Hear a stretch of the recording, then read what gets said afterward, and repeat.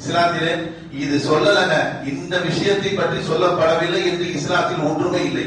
அல்லாஹ் தஆலா மௌத்தை மறைத்து வைத்திருக்கிறான். அதனால நம்ம சந்தோஷமா உட்கார்ந்திருக்கோம். மௌத்து பக்கத்துல இருக்கிற கவலையே மோதா போயிடுவான் மனுஷன். மார்க்கத்துக்கு முரணான வகையிலே நாம் எதை கொண்டாடினாலும் அது கொண்டாட்டம் அல்ல, நரகம் அது. நம்ம வருஷத்தை வா வான்னு கூப்பிடுறோம், என்ஜாய் பண்றான். Happy new year. எங்க போய் பள்ளிங்க பீச்ல நீங்க. அல்ஹம்துலில்லாஹி அல்லதி ஹதானா லில்-இஸ்லாம் வஸ்ஸலாத்து வஸ்ஸலாமு அலா ரசூலில் முஸ்தஃபா வ அலா ஆலிஹி வ ஸஹாபிஹி அஜ்மஈன். அம்மா பஅது ஃபகத் قال الله تعالى في القرآن الكريم والفرقان المجيد أعوذ بالله من الشيطان الرجيم بسم الله الرحمن الرحيم فتمنون الموت إن كنتم مؤمنين إلى آخر الآية. அல்லாஹ்வின் நல்லடியார்களே, அல்லாஹ் தஆலா நம்மை புனிதமான ஜும்மாவுடைய தினத்திலே அவனை வணங்குவ வழிபடுவதற்கு அல்லாஹ் தஆலா அவனுடைய இல்லத்திலே நமக்கு வாய்ப்பளித்தானே, அந்த அல்லாஹ்வுக்கே எல்லா புகழும். அல்ஹம்துலில்லாஹ். அல்லாஹ் நமக்கு கொடுத்த பேருபகாரம் இந்த வாழ்வு, இஸ்லாத்துடன் கூடிய வாழ்வு. ஏன்னா முஸ்லிம் அல்லாத நிலையில் வாழக்கூடிய வாழ்வு திருமறையில் அல்லாஹ் சொல்றான். அல்லாஹ்வை ஏற்காத நிலையில் நாம வாழக்கூடிய வாழ்வு அது மிருகத்தை விட கேடு கெட்டது. ஒரு கொள்கை இல்லாத வாழ்வு, மனிதனுக்கும் விலங்குகளுக்கும் ஒரு வித்தியாசம் இல்லாத வாழ்வு. மனிதன் அப்படி வாழக்கூடாது. இந்த உலகத்தில் உள்ள எல்லா சிருஷ்டிகளையும் அல்லாஹ் தஆலா மனிதனுக்காக படைத்தேன்னு சொல்றோம். எதை எடுத்துக்கொண்டாலும் சரி, அது நிச்சயமாக ஒரு வகையிலே மனிதனுக்கு பிரயோஜனப்படக்கூடியதாகத்தான் அல்லாஹ் அந்த சிருஷ்டியை படைத்திருக்கிறான்.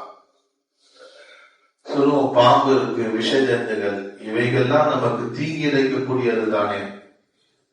அது எப்படி மனுஷனுக்கு நல்லதாக இருக்கும்? மனுஷனை கொல்லக்கூடியதாக இருக்கு அப்படின்னு நாம நினைக்கலாம். ஆனா அல்லாஹ் சொன்னதுக்கு மாற்றம் இருக்க முடியாது. நிறைய நோய்களுக்கு, கேன்சர் போன்ற நோய்களுக்கு மருந்து அதனுடைய விஷத்திலிருந்து எடுக்கலாம். ஏதோ ஒரு வகையில எப்போ ஒரு காலங்கள்ல நிச்சயமாக அது பயன்படும் மனுஷனுக்கு. இப்ப நமக்கு தெரியல அதனுடைய பயன், ஆனால் ஒரு காலம் பயன்படும் என்பதனால அல்லாஹ் தஆலா இந்த உலகத்திலே அனைத்தையும் மனிதனுக்காக படைத்தேன்னு சொல்றோம். இப்ப நாம் யாருக்காக படைக்கப்பட்டோம்? எல்லாம் நமக்காக. மலை, மவுண்டன் சொல்லுவோம், மவுண்டன்,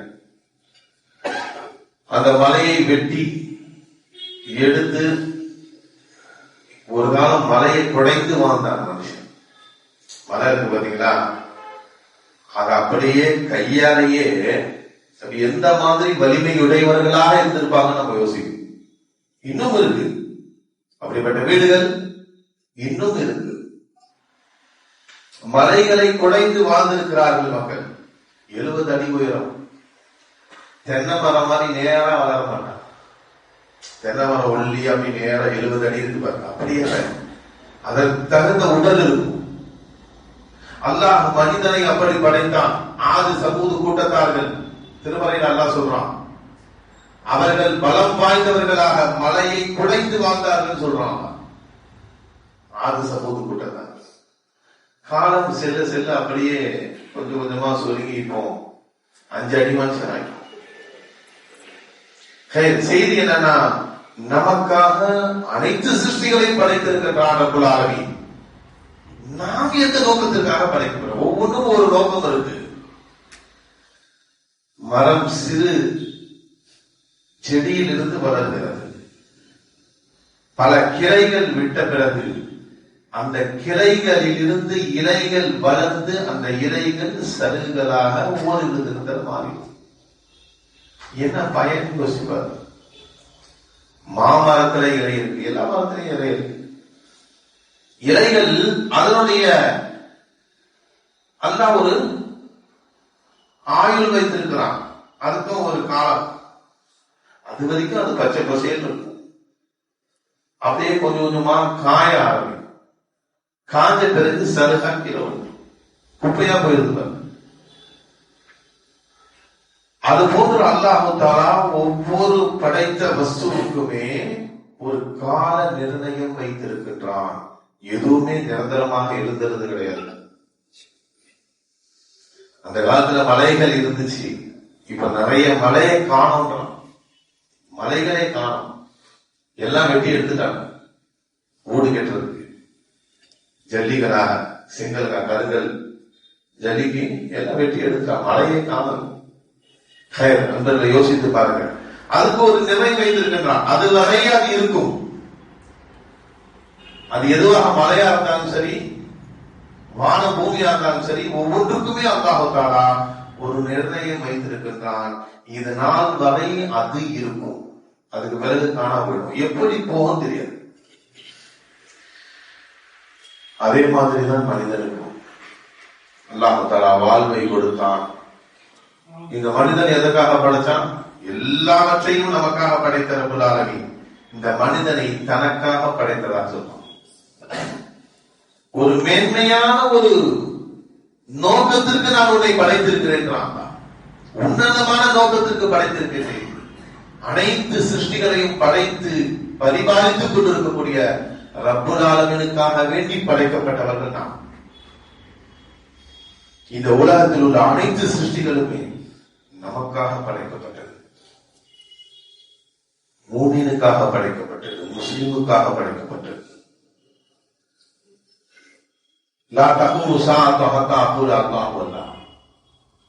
பெருமானார் ஸல்லல்லாஹு அலைஹி வஸல்லம் அல்லாஹு அல்லாஹ் என்று இந்த உலகத்தில் சொல்லும் ஒரு ஆள் இருக்கும் வரை இந்த உலகம் இருக்கும். ஒரே ஒரு ஆள் அல்லாஹ் அல்லாஹ் அல்லாஹ் அல்லாஹ் செஞ்சுட்டு இருக்கிறார். உலகத்தை யாருமே முஸ்லிம்களாக இல்லை, எல்லாரும் மாறிட்டாங்க. இல்லாத அல்லாஹ் அல்லாஹ் என்று சொல்வதை விட்டு விட்டார்கள். நிறைய பேர் முஸ்லீம்களா வாழ்றாங்க. நீ கூட ஒருத்தர் பார்த்தேன், முஸ்லீமாக இருக்கிற அவர் பேர் முஸ்லீம், பட் எந்த அடையாளமும் இல்லை முஸ்லீம். அவர்களுக்கும் தீனுக்கும் மார்க்கத்துக்கும் சம்பந்தமே இல்லை, பெயரளவில் முஸ்லீமாக வாழ்றாங்க. ஜும்மா கூட வரது கிடையாது, இதுக்கு போவாரா தெரியல. இப்படியும் மக்கள் வாழ்ந்து கொண்டிருக்கிறார்கள். பெருமானார் ஸல்லல்லாஹு அலைஹி வஸல்லம் சொன்னாங்க, கடைசி காலகட்டத்தில் கியாமத்தினுடைய நெருக்கம்னு சொல்லுவோம் பாருங்க, அப்போ மக்கள் பேசிக் கொள்வார்கள். என்ன பேசிக்குவாங்க? எங்களுடைய மூதாதையர் ஏதோ ஒரு கலிமா சொல்லுவாங்க, ஒரு வார்த்தை, ஒரு மந்திரம் சொல்லுவாங்க அப்படின்னு யோசிப்பான். ஏதோ சொல்லுவாங்கப்பா, என்ன சொல்லுவாங்க அப்படின்னு 4 பேர் உட்கார்ந்து பேசிப்பாங்க. அப்போ வந்து சொல்லுவான், ஆமாப்பா லா இலாஹா இல்லல்லாஹ் முஹம்மது ரசூலுல்லாஹ் ஏதோ ஒரு சொல்லுவாங்கப்பா அப்படின்னு சொல்லுவான். அவருக்கு அந்த அளவுக்கு கலிமாவே அவர்களுக்கு தெரியாமல் ஆகிவிடும். நபி ஸல்லல்லாஹு அலைஹி வஸல்லம் சொல்றாங்க, அன்றைய நாள் வரும் வரை கியாமத் வராது. அப்போ ஏதாவது ஒருத்தர் சொல்லிக்கிட்டு இருப்பான்னு அர்த்தம். லா இலாஹா இல்லல்லாஹ் முஹம்மது ரசூலுல்லாஹ் சொல்லிக் கொண்டிருப்பார்கள். அதனாலதான் மஸ்ஜிதுகள் என்பதற்கு பார்த்தீங்களா, மஸ்ஜிதிலே தொழுகை நடத்தக்கூடியவர் இமாம், முஅஸ்ஸின், பாங்கு சொல்லக்கூடியவர். மஸ்ஜிதும் மதரசாவும் இருக்க வேண்டும், அப்போதுதான் தீன் நிற்கும். புனியல் இஸ்லாம் அலா ஹம்ஸின் பெறுவானார். இந்த தீன் மார்க்கம் இஸ்லாம் என்பது நிற்கிறது 5 தூண்களின் மீது நிற்கிறது. கலிமா, தொழுக, நோன்பு, ஜகாத், ஹஜ். இதை நிறைவேற்ற வேண்டும் என்று சொன்னால் ஒரு ஆலிம் வேண்டும். இதை சொல்லிக் கொடுப்பதற்கு ஒரு ஆசிரியர் வேண்டும் உங்களுக்கு. அந்த ஆசிரியரை உருவாக்கும் இடம்தான் மதரசா. இந்த தீன் நிலைக்க வேண்டும் என்று சொன்னால் இருக்க வேண்டும் மஸ்ஜித்.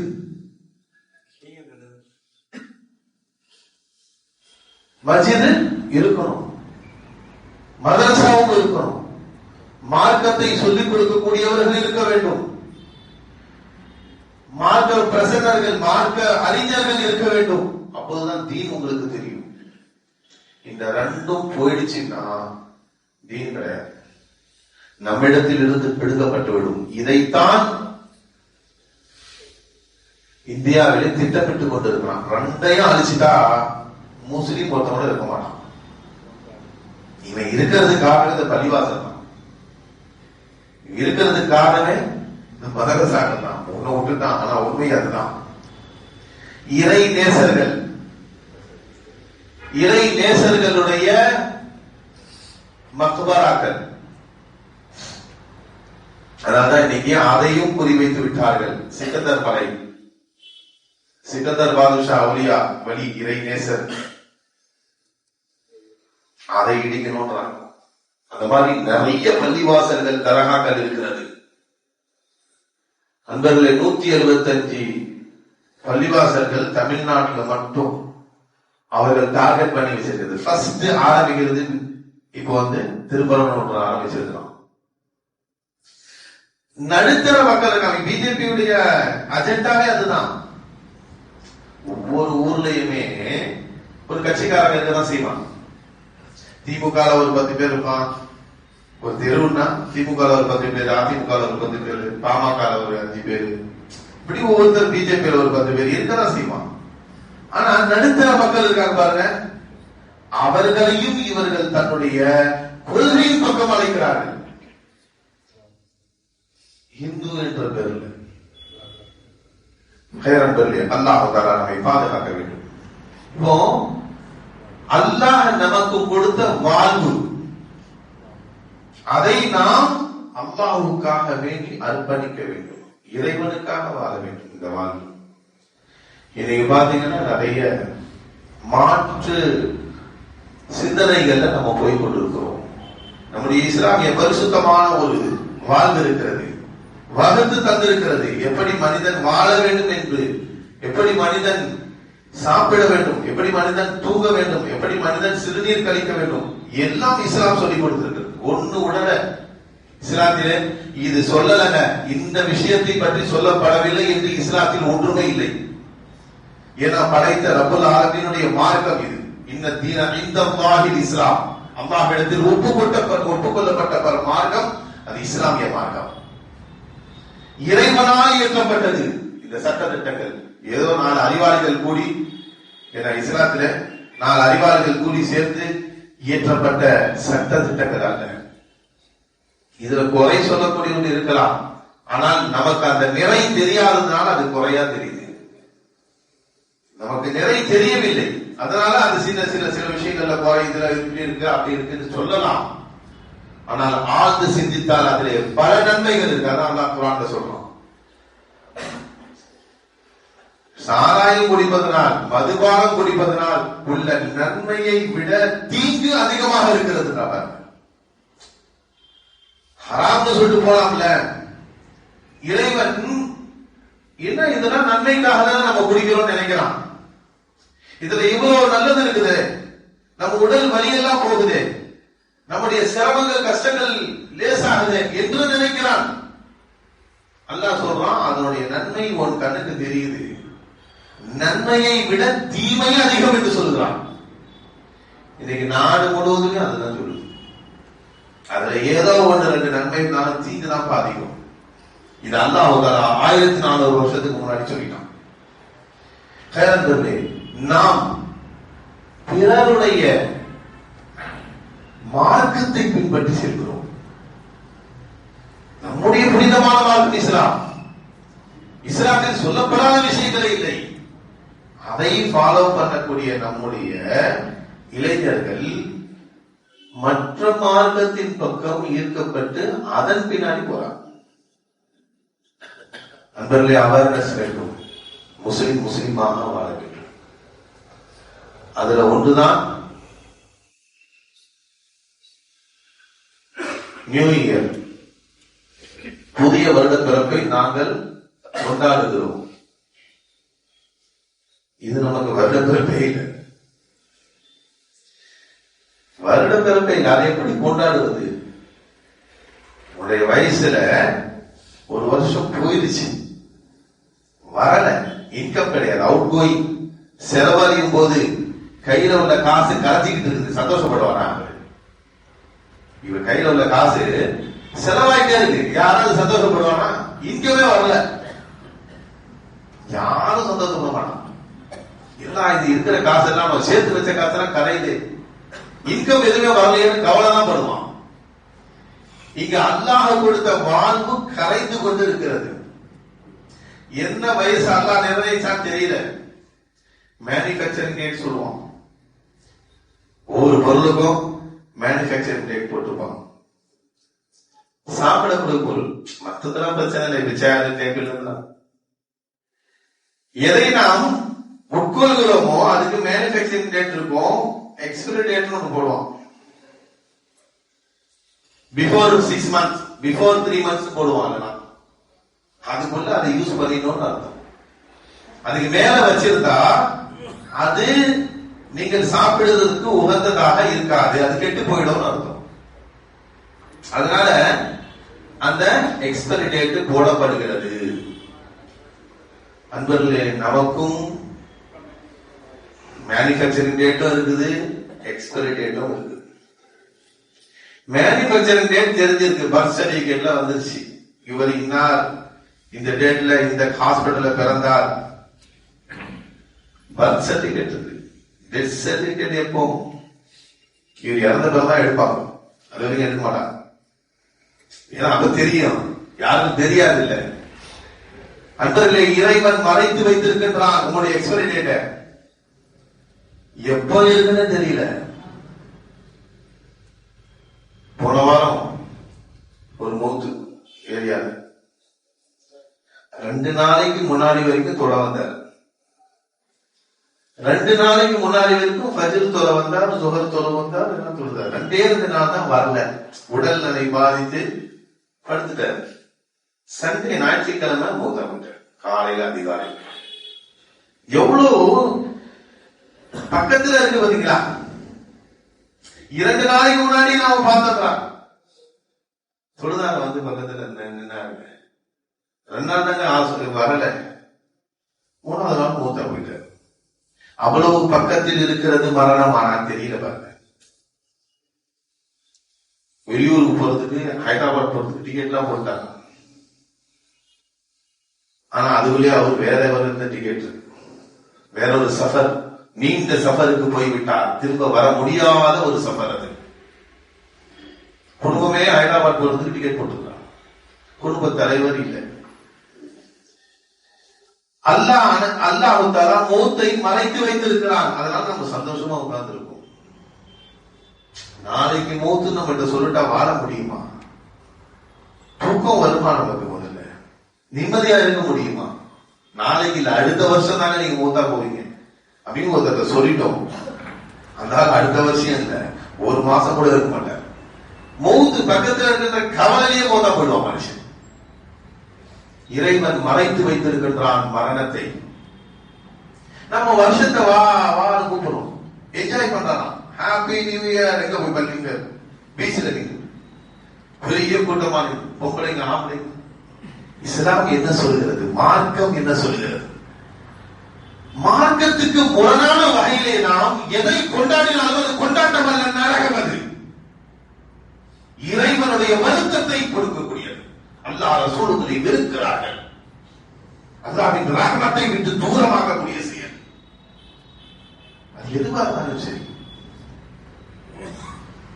அது நல்லதல்ல. உங்களை கொண்டு சொர்க்கம் சேர்க்கக்கூடிய செயல் அல்ல, அது நரகம் கொண்டு போகக்கூடிய செயல். மாற்று மதத்தினரை நாம் பின்பற்றுகிறோம். பரிசுத்தமான நம்முடைய இஸ்லாம் இருக்கும்போது அவர்கள் நம்மை பின்பற்ற வேண்டும். பெருமானார் ஸல்லல்லாஹு அலைஹி வஸல்லம் ஹிஜ்ரி, நம்முடைய வருட பிறப்பு ஹிஜ்ரி. கொண்டாட சொல்லல. உன் வயசு போயிடுச்சுன்னு கவலைப்படுங்க. இன்னும் நான் முன்னேறமா இருக்கேன் தீன்ல, இன்னும் எதிலே சொல்லுக வரலையே, இன்னும் என்னுடைய இறைவனுடைய பொருத்தம் கிடைத்ததாக தெரியலையே. காலங்கள் போயிட்டு இருக்கு. யார் கொண்டாடலாம்? யார் கொண்டாடலாம்? சத்திய சஹாபாக்கள் கொண்டாடலாம், அவங்களே கொண்டாடல. ஏன்னா அவர்கள் இந்த உலகத்தில் வாழ ஆசைப்படவே இல்லை. இந்த உலகத்தில் வாழ ஆசைப்படல. சத்திய சஹாபாக்கள் மரணிக்க ஆசைப்பட்டார்கள். அதனாலதான் அல்லாஹ் சொல்றாங்க, ஃபதமன்னௌனல் மௌத இன் குன்தும் மூமினீன். நீ உண்மையா மூமினா இருந்தா, ஏன்னா சில பேரு முனாஃபிக்குகள் நாங்களும் மூமின் மூமின்னு சொல்லி பெருமானாருடைய சஹாபாக்களுடைய சொஹபத்திலே இருந்தார்கள். ஒரு கூட்டமே இருந்தாங்க, நபியோடு சேர்ந்து இருந்தாங்க. அல்லாஹ் பார்த்து சொல்றான், ஃபதமன்னௌனல் மௌத இன் குன்தும் மூமின். உண்மையிலே நீ மூமினா இருந்தா நீ மௌத்த ஆதரவு வைன்றான். ஏன்னா சத்திய சஹாபாக்கள் மௌத்தை ஆதரவு வைத்தே பார்த்தார்கள். யாரா எப்போ வரும் எனக்கு மௌத்து என்று ஆசையில் வாழ்ந்தவர்கள் சத்திய சஹாபாக்கள். நாமெல்லாம் வாழணும்னு ஆசைப்படுறோம். யாராவது மூத்தவதுக்கு ஆசை இருக்கா? யாருக்கும் கிடையாது. 100 வயசு ஆனாலும் சரி, இன்னொரு 100 வயசு கொடுத்தா போனஸ், சந்தோஷம் தான். ஏன்னா நடக்கவே முடியல, வீட்லயே தான் உட்காந்துக்கிற 100 வயசு மேல படுத்து படுக்க பரவாயில்லங்க. பேர பேத்தினா பார்த்து சந்தோஷமா இருக்குது. படுத்துக்கிட்டேயாவது பாக்குறேன், ஆனா என்னை விட்டு வச்சா போதும். எதையுமே அனுபவிக்க முடியல. என் பேர பேத்தி முகத்தை பார்த்துக்கிட்டாலும் நான் வாழ்ந்துறேன், இன்னும் கொஞ்ச நேரம் விடுங்கன்றான். மூமீன்கள் யார்? ஃபதமன்னௌனல் மௌத இன் குன்தும் மூமினீன். திருமறையில் அல்லாஹ் சொல்கிறான், உண்மை மூமினாக இருந்தால் அவர் மௌத்தை ஆதரவு வைப்பார். பெருமானார் ஸல்லல்லாஹு அலைஹி வஸல்லம் சஹாபாக்களோடு ஒரு போருக்கு போனாங்க. ஈமான் என்னன்னு பாருங்க, சத்திய சஹாபாக்களுடைய நிலை எப்படி இருந்தது. ஒரு போருக்கு போறாங்க நபி ஸல்லல்லாஹு அலைஹி வஸல்லம், கடுமையான போர். அவங்க அதிகமானவர்கள் காஃபிர்கள். போர் முடிந்த இரவு நேரம் வந்துச்சுன்னா போர் முடிச்சிருவாங்க. போர் முடிந்து இஸ்லாமியர்கள் தனியா இருக்கிறாங்க, அவங்க ஒரு இடத்த தங்கி இருக்கிறாங்க, காபிர்கள் ஒரு இடத்த தங்கி இருக்கிறாங்க. போர் முடிஞ்சிருச்சு. இரவான போர் செய்ய மாட்டாங்க, பகல்ல தான் போர் செய்வாங்க. இரவு இருட்டிடும். இப்போ போர் நின்றுடுச்சு, எல்லாம் அவங்க போய் செட்டில் ஆயிட்டாங்க அவங்க இடத்துல. ஆனா கடுமையான போர், சத்திய சஹாபாக்களை சமாளிக்க முடியல அவங்களால. பகலில் நடந்த போர்ல அவங்களால சமாளிக்க முடியல காஃபிரால. அவர்கள் என்ன போர் பயிற்சி செய்கிறார்கள், அவங்க என்ன திட்டம்லாம் போடுறாங்க. நாளைக்கு போர்ல எப்படி செய்யணும், எப்படி போர் பண்ணணும், இந்த பக்கம் ஒரு கூட்டம், அந்த பக்கம் 2 பக்கம் வந்து தாக்குறது, அதெல்லாம் ஒரு யூகம் அமைப்பாங்க பாத்தீங்களா. அதெல்லாம் நம்ம போய் தெரிஞ்சுக்கிட்டு வரணும்னு ஒரு 2 பேர் அனுப்புறாங்க.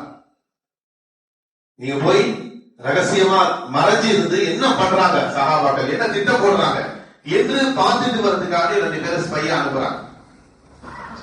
காப்பர்கள் இருந்து 2 பேர் போறாங்க. போய் பார்த்துக்கலாம், எல்லாம் பார்த்துட்டு சொன்னா என்னாச்சு, அவங்க என்ன திட்டம் போடுறாங்க, எப்படி அவங்க போர் பயிற்சி செய்யறாங்க அப்படின்னு கேட்கும் போது அவங்க சொன்னாங்க, நாளைக்கு போர்ல நம்ம ஜெயிக்கவே முடியாது. அவங்க சொன்ன முதல் வார்த்தையா தான், என்ன செய்யறாங்க முதல்ல சொல்லு, அதுக்கு பிறகு அவங்க ஜெயிக்கிறாங்களா ஜெயிக்கலையா பார்க்கலாமா. அவங்க என்ன போர் பயிற்சி செய்யறாங்கன்றது சொல்லு, அதுக்கு பிறகு நம்ம முடிவு பண்ணுவோம் அவங்க ஜெயிப்பாங்களா தோக்குவாங்களா. அப்போ திரும்ப அவங்க சொல்றாங்க, நாளைக்கு நாம ஜெயிக்க முடியாது. ஏன்னு சொன்னா அவர்களை போய் பார்த்தால் யார் போர் பயிற்சி எல்லாம் செய்யல, உட்கார்ந்து ஒருத்தர் குர்ஆன் ஓதிட்டு இருக்கிறாரு, ஒருத்தர் தொழுதுட்டு இருக்கிறாரு, ஒருத்தர் சிக்ர் செஞ்சுட்டு இருக்கிறாரு. இரவிலே அவர்கள் துறவியை போல இருக்கிறார்கள். துறவின்னு சொன்னா தெரியுங்களா, இபாதத்திலேயே இருக்கக்கூடியவர்கள் போய் துறவின்னு சொல்லுவாங்க. இரவிலே அவர்கள் துறவியை போல இருக்கிறார்கள், பகலிலே அவர்கள் சிங்கத்தை போல போர் செய்கிறார்கள். எப்படிதான் இவங்க இப்படி ஆனாங்கன்னு தெரியல.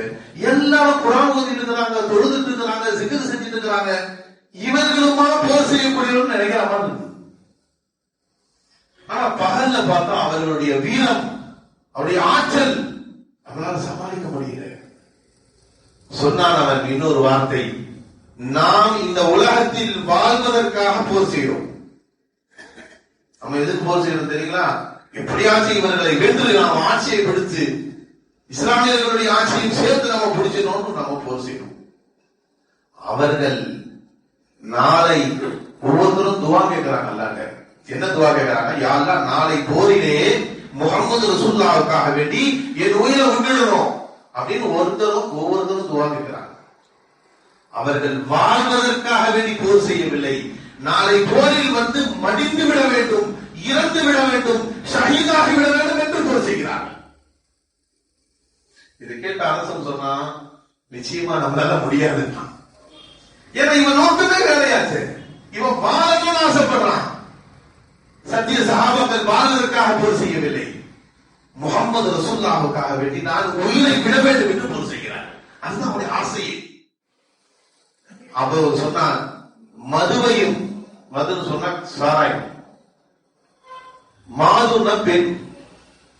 நாம் எப்படி இரவிலே மதுவையும் மாதுவையும் பெண்களையும் ஆசைப்படுகிறோமோ அப்படி அவர்கள் நாளை போரிலே ஷஹீதாவதை ஆசைப்படுகிறார்கள். சாராயம் அது பழகிருச்சுன்னா அந்த டைம் வந்தா கையெல்லாம் உதர்ந்துடும். என்ன யோசிச்சு பாருங்க. என்னால முடியல, இருக்க முடியல, எப்படியாவது முடிச்சு ஆகணும். அந்த அளவுக்கு சத்திய சஹாபாக்கள் முஹம்மது ரசூலுல்லாஹ்வுக்காக வேண்டி உயிரை விடுவதை நேசித்தார்கள். அவங்களால இருக்க முடியல, எப்படியாச்சும் போர் செய்து நாம் முஹம்மது ரசூலுல்லாஹ்வுக்காண்டி ஷஹீதான ஷஹாதத்தை பெற வேண்டும் என்று ஆசைப்பட்டார். ஷஹீதாகி ஷஹாதத்தை பெற வேண்டும் என்று ஆசைப்பட்டார்கள் சத்திய சஹாபாக்கள். அதனால் நண்பர்களே, நம்முடைய காலம் சென்று கொண்டிருக்கிறது. நாம் மௌத்தை நோக்கி சென்று கொண்டிருக்கிறோம். வாழல்ல, ஒவ்வொரு நாளும் மரணம் வந்து கொண்டிருக்கிறது. நமக்கு தெரியல. கோல்டு மெடல் ஒலிம்பிக்ல கோல்டு மெடலை தவற விட்டான் பாருங்க. அவனிடம் கேட்டால் தெரியும் ஒரு வினாடியின் மதிப்பு என்ன. ஜஸ்ட் ஒரே ஒரு வினாடி தான். அதுக்கு முன்னாடி அவன் காலை வச்சுட்டான், அவனுக்கு கோல்டு மெடல் கிடைச்சிச்சு, இவனுக்கு தப்பிடுச்சு, தவறி போச்சு. அன்பர்களே, அப்படி இந்த ஒவ்வொரு வினாடியையும் நாம் நினைக்க வேண்டும். இந்த வினாடி இறைவன் கொடுத்தது. அந்த இறைவனுக்காக வேண்டி நாம் வாழ வேண்டும். அந்த அல்லாஹ்வின் பொருத்தத்தின் செயலை நாம் செய்ய வேண்டும். இறை பொருத்தத்துடன் நம்முடைய உள்ளம் இருக்க வேண்டும். அல்லாஹ் எதை விரும்புகிறானோ அது நம் உள்ளத்திலே இருக்க வேண்டும். இறை தியானம் இருக்க வேண்டும். அல்லாஹ்வை சிக்ர் செய்யணும், அல்லாஹ்வை நினைக்கணும். வாகிது ஸலாத்தலி சிக்ரி, நீங்கள் என்னுடைய நினைவுக்காக தொழுகையை நிலைநாட்டுகின்றான் நேரம் கடந்திருக்க நண்பர்களே. அதனால் இந்த ஒவ்வொரு வினாடியும் அல்லாஹ் நமக்கு கொடுத்த வாய்ப்பு. இந்த உலகம் இதை விட்டு சென்று விட்டால் திரும்ப நாம் எதையும் செய்ய விடாது. ஒரே ஒரு சம்பவம் சொல்லி முடிச்சேன். ஹசன் பஸ்ரி ரலியல்லாஹு தஆலா, ஹசன் பஸ்ரி அவர்கள் உடைய உஸ்தாத் இறந்து விட்டார்கள். உஸ்தாத் இறந்து ஒரு மாசம் 40 நாள் சொல்லுவாங்க. அந்த டைம் தான் போய் அவர்களை ஜியாரத் செய்ய போனாங்க. ஜியாரத் செய்து கொண்டிருக்கும் போது கபர் அப்படியே இரண்டாக பிளக்கிறது. அவர்கள் கண்களுக்கு தெரியுது, கபர் அப்படியே பிளக்குது. அவன் முராகபான்னு சொல்லுவோம். வெளியில தெரியலையோ அவங்களுடைய அல்லாஹ் காண்றான். பார்த்தா உள்ள அவர்கள் குர்ஆன் ஓதி கொண்டிருக்கிறார்கள். வீட்டுல எப்படி உட்கார்ந்து குர்ஆன் ஓதுவோமோ அந்த மாதிரி அவங்க உள்ள வீட்டுல உள்ள உட்கார்ந்து குர்ஆன் ஓதிட்டு இருக்கிறாங்க. இப்ப கேட்டாங்க, சுப்ஹானல்லாஹ் என்று சொன்னாங்க. அந்த ஆச்சரியமான ஒரு சம்பவத்தை பார்த்து ஹசன் பஸ்ரி சுப்ஹானல்லாஹ் என்று சொன்னாங்க. அப்போ அவங்க கேட்கிறாங்க, அவங்க உஸ்தாத் சொல்றாங்க, நான் மறைந்து சில காலங்கள் ஆயிடுச்சு, சில நாட்கள் ஆயிடுச்சு, வந்ததிலிருந்து 2000 குர்ஆன் ஓதிட்டேன். ஏன்னா நான் குர்ஆன் ஓதுறது ரொம்ப எனக்கு பிடித்தமான காரியம். அல்லாஹ் தஆலா இங்க வந்து அதை செய்யற நசீப் எனக்கு கொடுத்திருக்கிறான். 2000 குர்ஆன் ஓதிட்டேன். சொன்னார்கள், 2000 குர்ஆன் ஓதி இருக்கிறேன் இது வரைக்கும். அதற்கு முன்னால் 2000 குர்ஆன் ஓதி இருக்கிறேன். அதனுடைய வேல்யூ இருக்கு பாத்தீங்களா, அதை விட நீங்கள் மேலே இருந்து உலகத்திலே இருந்து இந்த ஆச்சரியமான ஒரு சம்பவத்தை பார்த்து நீங்க சொன்னீங்களா, ஒரு சுப்ஹானல்லாஹ். இந்த சுப்ஹானல்லாஹ்வுக்கு அந்த 2000 குர்ஆன் ஈடாகாதுன்னு சொன்னாங்க. ஒரு சுப்ஹானல்லாஹ்ங்க கபர்ல போய் அவங்க 2000 குர்ஆன் ஓதிட்டாங்க. அதுக்கு எந்த நன்மையும் இல்லை. இந்த உலகத்திலே சுப்ஹானல்லாஹ் என்று ஒரு ஆச்சரியமான சம்பவத்தை பார்த்து சொன்னாங்க பாருங்க ஹசன் பஸ்ரி.